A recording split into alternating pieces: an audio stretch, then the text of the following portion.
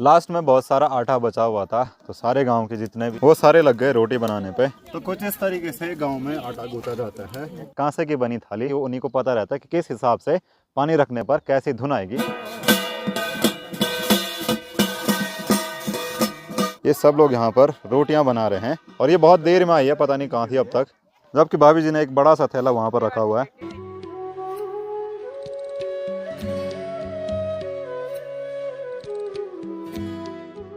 अपने इस नारंगी के पेड़ से हमने कुछ नारंगी निकाल दी हैं और कुछ अभी भी पेड़ पर ही हैं, इसीलिए हमने यहाँ पर कपड़े टांग रखे हैं ताकि चिड़िया वगैरह उनको खाने के लिए न आए, नहीं तो वो काफ़ी नुकसान कर देती हैं। यहाँ पर भी उन्होंने बहुत सारे संतरे खा के नीचे गिरा रखे हैं। जब भी समय मिलेगा तो बाकी नारंगी भी हम लोग निकाल देंगे, क्योंकि टाइम भी हो चुका है फलों को पेड़ से निकालने का। तो चलिए वीडियो की शुरुआत करते हैं। नमस्ते internet, this is Ashutosh Negi, आप देख रहे हैं नमस्ते पहाड़। नमस्ते फ्रॉम पहाड़ों की इन खूबसूरत हसीन वादियों से। सुबह के 10:30 हो चुके हैं, सब जगह धूप भी लग चुकी है। आज भी नीला आसमान देखने को मिल रहा है। आजकल पहाड़ों में रंग बिरंगे फूल देखने को मिलने लगे हैं, जैसे कि बुरांस, फ्यूली और भी अलग अलग प्रकार के फूल खिलने लगे हैं, क्योंकि बसंत ऋतु का आगमन हो चुका है। तो कुछ दिनों बाद फूलदेई का त्यौहार भी शुरू हो जाएगा।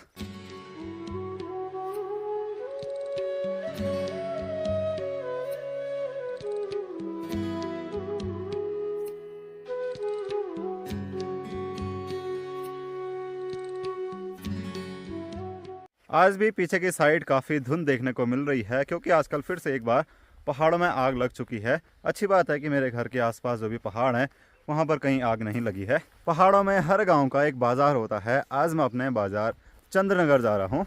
बचपन में सभी लोग बहुत मस्ती करते हैं, खासकर पहाड़ों के बच्चे। पहाड़ों में कई जगहों पर बड़े बड़े पत्थर होते हैं, तो बच्चे वहाँ पर फिसलते रहते हैं, खेलते रहते हैं। हमारे गांव में भी यहाँ नीचे एक बड़ा सा पत्थर है, यहाँ पर हम लोग फिसलते रहते थे। और देखिए फिसलने की वजह से इस पत्थर पर कैसे निशान पड़े हुए हैं। तो यहाँ पर हम लोग भी, हमारे पापा लोग भी बचपन में खेलने के लिए आया करते थे। बगल पर जो पेड़ है, इस पेड़ का नाम है ऊंगा और इस पत्थर को हमारी भाषा में बोलते हैं डांग। तो इस जगह का नाम हो गया ऊंगा का डांग। तो यहाँ पर ऊंगा खाने के लिए और इस पत्थर में फिसलने के लिए गांव के बच्चे आया करते थे। अगर आपके गांव में भी ऐसा कुछ है तो कमेंट में ज़रूर बताना। गांव में कई जगहों पर आपको ऐसे पानी की छोटी मोटी नहर देखने को मिल जाएगी। ये पानी निकलता भी है और गदेरे से भी आता है। और ये पानी यहाँ नीचे मछलियों का टैंक है, वहाँ पर जाता है। पानी की छोटी छोटी ऐसी ट्रेल मुझे बहुत अच्छी लगती हैं। ये पानी निकलता है, इसको आप पी सकते हैं। ये इतना ज़्यादा प्योर पानी है।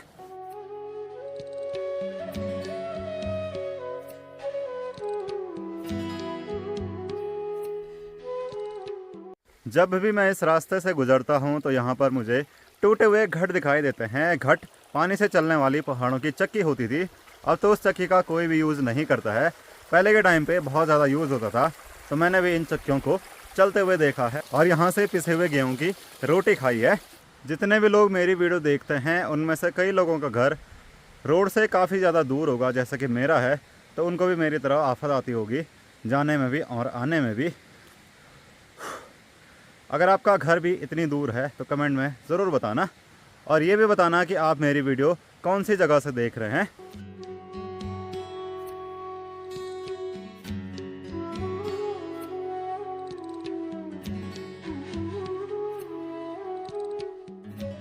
गांव में इस जगह पर देवता नाच रहे हैं, वहाँ पर पूजा हो रही है। तो मैं घर से अग्याल लेके आया हूँ, आज वहाँ पर समापन है।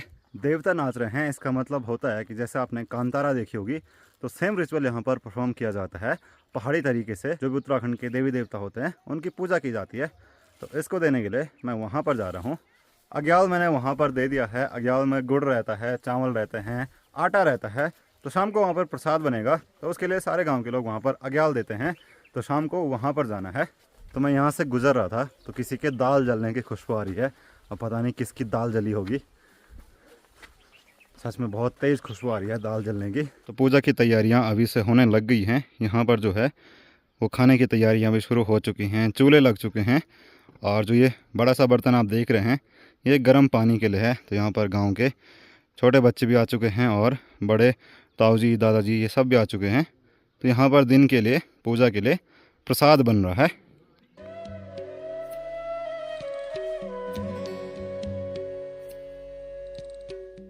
गांव में जो भी काम होता है वो सब मिलजुल करके होता है। चाहे किसी की यहाँ पर कोई पूजा हो या फिर कोई शादी हो या कोई भी फंक्शन हो, तो उसमें गांव के सभी लोग आते हैं और सभी लोग मिलजुल करके मदद करते हैं। इससे क्या होता है कि जिनके यहाँ पर काम रहता है उनको भी दिक्कत नहीं होती है, क्योंकि बाकी जो काम होता है वो सब गांव के लोग कर देते हैं। तो जिनके घर पर पूजा होती है वो अपना पूजा वाला या फिर जो मेन काम होता है अंदर का वो चीज़ देखते हैं। तो ये चीज़ मुझे गाँव की सबसे अच्छी लगती है। शहर में तो मतलब जैसे यहाँ पर घर है बगल पर, एक दो पड़ोसी लोग आते होंगे जहाँ तक मुझे लगता है। बाकी जो भी काम होता है खाना वगैरह वो सब केटरिंग वालों को बुलाना पड़ता है। तो कितने लोगों को ऐसा लगता है कि गांव की लाइफ इन चीज़ों में सबसे बेस्ट है, तो कमेंट में ज़रूर बताना। तो चलिए फटाफट बाइक के कवर को भी हटा देते हैं और इसको भी साफ़ कर देते हैं।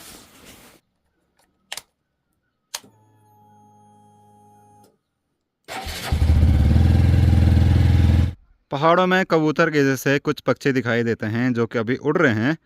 इनको हमारी भाषा में मलियो बोलते हैं। तो आजकल ये खाली खेतों में बैठ के जो कीड़े मकोड़े होते हैं उनको खाते हैं, और इसके बाद खेतों में हल लगती है तो वो बीजों को भी खाने लगते हैं। और ये हमेशा ग्रुप में ही रहते हैं और बहुत अच्छे लगते हैं उड़ते हुए। तो अभी ये सीधे पहुंच गए हैं पल्ला गांव। गांव के सभी लोग आजकल अपने खेतों की झाड़ियों को जलाने में लगे हुए हैं, साफ़ करने में लगे हुए हैं। पहाड़ों में लोग हल लगाने भी लग गए हैं और कुछ इसके बाद हल लगाना शुरू कर देंगे। पहाड़ों में जितने भी शुभ काम होते हैं लोग बसंत पंचमी के बाद उनको करना शुरू कर देते हैं।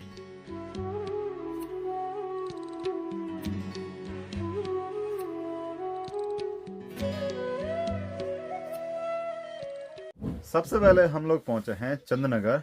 आए तो मैं यहाँ बाल कटवाने के लिए था, पर यहाँ पर नाई है नहीं, वो गए हैं कहीं। तो हम यहाँ पर दुकान में आए हैं सामान लेने के लिए, और ये लिए हैं खील जहाँ पर देवता नाच रहे हैं, तो ये वहाँ के लिए चाहिए। और बाकी घर का सामान लिया है। ये है अपना चंद्रनगर बाज़ार, बहुत प्यारा सा है और छोटा सा मार्केट है। अब तो धीरे धीरे यहाँ पर नई दुकानें भी बन रही हैं। तो ये रोड जाती है मोहन खाल और ये वाली जाती है नीचे अगस्त मुनि के लिए। और इस तरफ ऊपर वाली जो रोड जा रही है वो स्कूल की तरफ जाती है, और यहाँ से डुंगरी रावा और मेरे गांव के लिए रास्ता जाता है।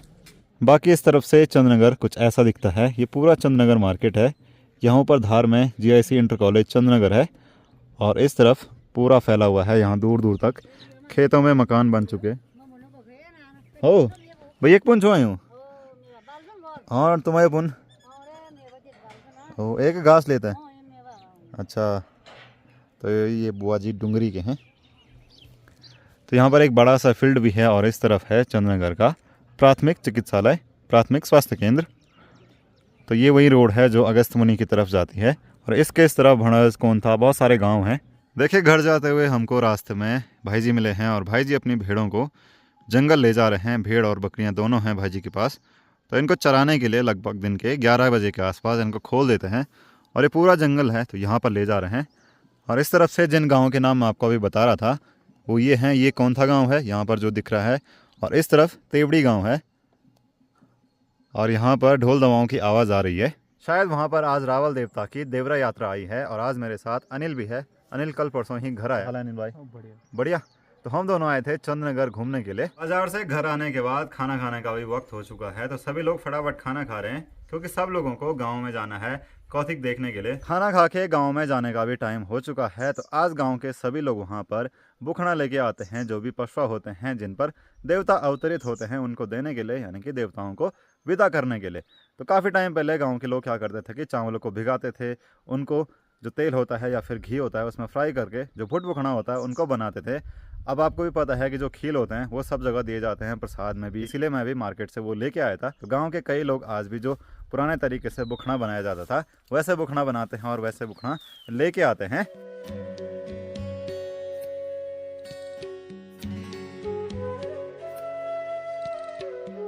जैसे गर्मियों में फील आती है कि पूरा गांव सुनसान जैसा हो जाता है धूप की वजह से, कोई भी बाहर नहीं आता, वैसे ही हो रहा है। सोचो अभी इतनी गर्मी है, बाद में कितनी होगी, क्योंकि इस बार बर्फ़ भी ज़्यादा नहीं गिरी, बारिश भी ज़्यादा नहीं हुई और गर्मी होने लग गई। अभी पहुंच गया हूं मैं गांव में जहां पर देवता नाच रहे हैं, यानी कि जहां पर जागर वाली पूजा हो रही है। तो यहाँ पर होता क्या है कि एक थाली रहती है, कांसे की बनी थाली, उसके नीचे कोई भी डिबला या फिर कोई भी ऐसा बर्तन रहता है जिसके अंदर आधा पानी भरा रहता है।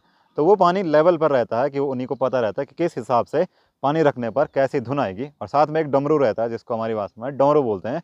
तो दो वादक रहते हैं उनको बजाने वाले।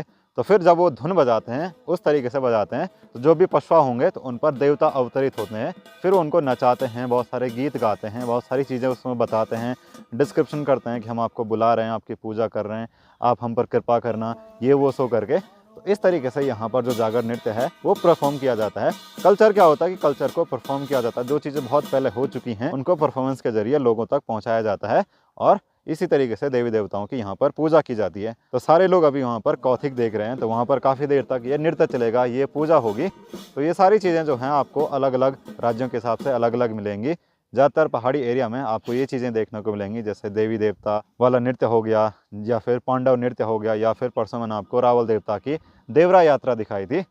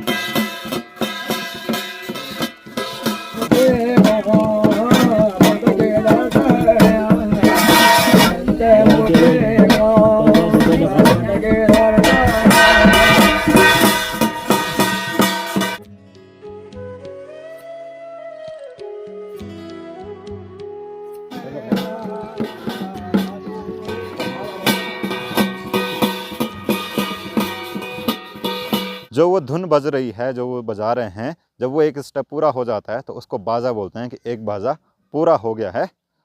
इस तरफ के चौक में जो है वो देवता नाच रहे हैं और बगल के खेत में यहाँ पर चूल्हे लगे हैं, इसमें दाल रखी है, इसमें सब्जी वगैरह बन गई है। तो यहाँ पर गांव की जो महिलाएं हैं, भाभी, ताई, चाची, दादी लोग, ये सब लोग यहाँ पर रोटियाँ बना रहे हैं। तो सबको अलग अलग आटा मिला हुआ है, तो सब ने अलग अलग चूल्हा लगा रखा है। जब रोटियाँ बन जाएंगी फिर ये भी जाएंगे देवताओं को बुखना देने के लिए।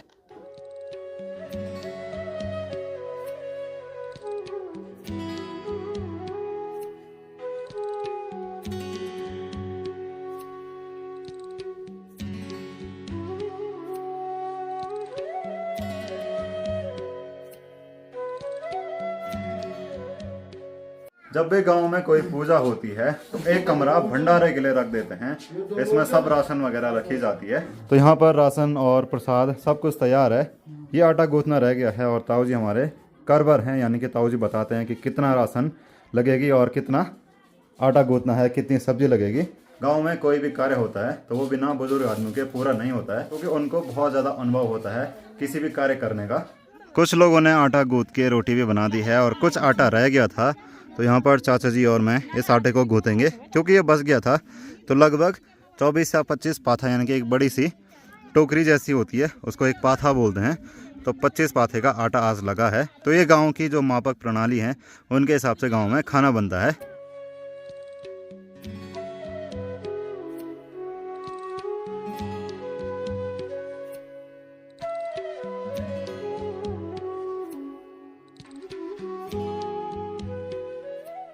तो कुछ इस तरीके से गांव में आटा गूंथा जाता है, बड़े बड़े परात में, यानी कि ये काफ़ी ज़्यादा मात्रा में है, 3-4 पाथा तो हो गई। बाकी लोग रोटी बना रहे हैं, कोई और आटा भी गूंथ रहे हैं। तो इसी तरीके से मिलजुल करके काम किया जाता है। ये गांव में शादी होती है, इससे ज़्यादा आटा, इससे ज़्यादा राशन रहता है। ये तो छोटा कार्य है, इसमें ज़्यादा राशन नहीं है।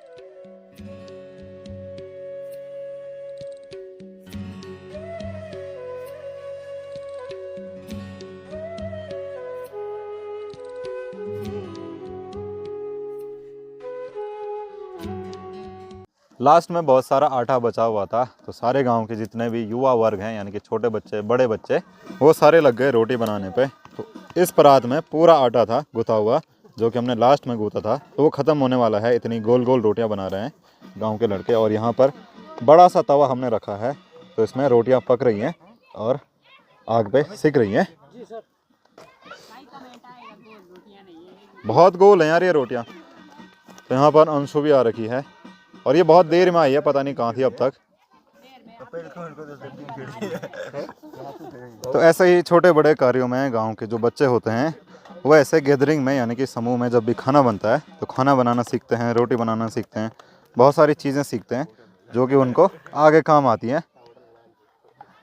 तब होटल में जाते हैं। भाई काम तो काम होता है यार, चाहे कहीं भी जाओ। तो यहाँ पर भी लोग लगे हैं रोटी बनाने पे और इस तरह भी इन्होंने बनाई है। इनकी रोटी गोल नहीं है, ये हमको कह रहे थे कि गोल रोटी।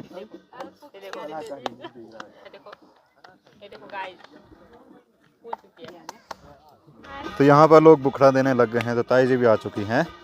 देवताओं को बुखड़ा देके फिर सबको बांटा जाता है। तो इसमें है खील। तो देखिए इस बार घर के बुखड़े यानी कि घर का जो माथम होता है वो किसी ने नहीं बनाया, सब लोग दुकान वाले ही चला रहे हैं। तो देखिए दादी जी के थैले में घर से बने हुए बुखड़े थे। तो मैंने कहा था कि जो पुराने लोग होते हैं, बुजुर्ग लोग होते हैं, वो घर से बने हुए बुखड़े लेके आते हैं। तो अभी भी ये जो कल्चर है घर का बुखड़ा बनाने वाला वो अभी भी जिंदा है। तो इसको देख के अच्छा लगा। खैर मैं तो यंग जनरेशन हूँ यानी कि नई जनरेशन हूँ, फिर भी मुझे ये चीज़ें अच्छी लगती हैं। तो जो पुराने लोग होंगे, बुजुर्ग लोग होंगे, तो उनको कितना अच्छा लगता होगा जब ये पुराने बुखड़े मतलब पुराने तौर तरीके से बने हुए पकवान देखते होंगे, खासकर ऐसे दैवीय कार्यों में। आपको तो पता है कि ये जो खील है ये कैसे बनते हैं, इनको कई जगह मुरमुरे कहते हैं। सारे लड़के यहाँ पर रोटी बनाने पे बिजी हैं। तो इन्होंने अपने अपने हिस्से का इस थैले में डालने को कहा है और ये थैला देखिए कितना भर गया। तो भाभी जी कह रही हैं कि लास्ट में वो थैला हमको देना है, जबकि भाभी जी ने एक बड़ा सा थैला वहाँ पर रखा हुआ है।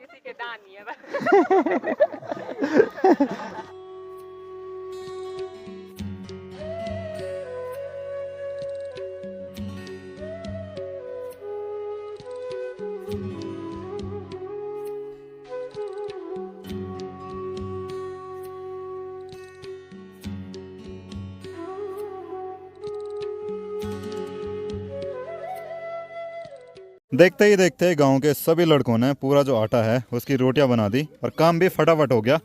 तो ये लास्ट रोटियां रह गई हैं और लास्ट में इतनी बड़ी रोटी बनाई। ये तो जगह करा बोले और जरा इसके लिए ये जगह है, ये सरकारी खाते बिल्कुल। तो जब भी गांव में शादी या फिर कोई भी बड़ा फंक्शन होता है ऐसे तवे यूज़ में लिए जाते हैं। इससे भी बड़ा तवा गाँव में है जिसमें कि सारे लोग मिलकर रोटी बनाते हैं और काम भी फटाफट हो जाता है। और यहाँ पर गांव के जो छोटे बच्चे हैं वो भी लगे हैं और तन्नू भी आ गई है। तन्नू ने देखो कितना बड़ा थैला रखा हुआ है। तो ये लोग अभी तक लगे हैं रोटी बनाने पे। तो इन्होंने भी बहुत हेल्प की। तन्नू 19 को पढ़ा याद कर ली हैं। गांव से मैं भी पहुंच चुका हूं घर। तो आज के इस वीडियो को इतना ही रखते हैं, मैं मिलूंगा अगले वीडियो में। अगर आपको वीडियो अच्छा लगा, गांव के रीति रिवाज अच्छे लगे तो कमेंट जरूर करना और चैनल नमस्ते पहाड़ को सब्सक्राइब जरूर करना और इंस्टाग्राम नमस्ते पहाड़ पर जरूर फॉलो करना। Thank you for watching.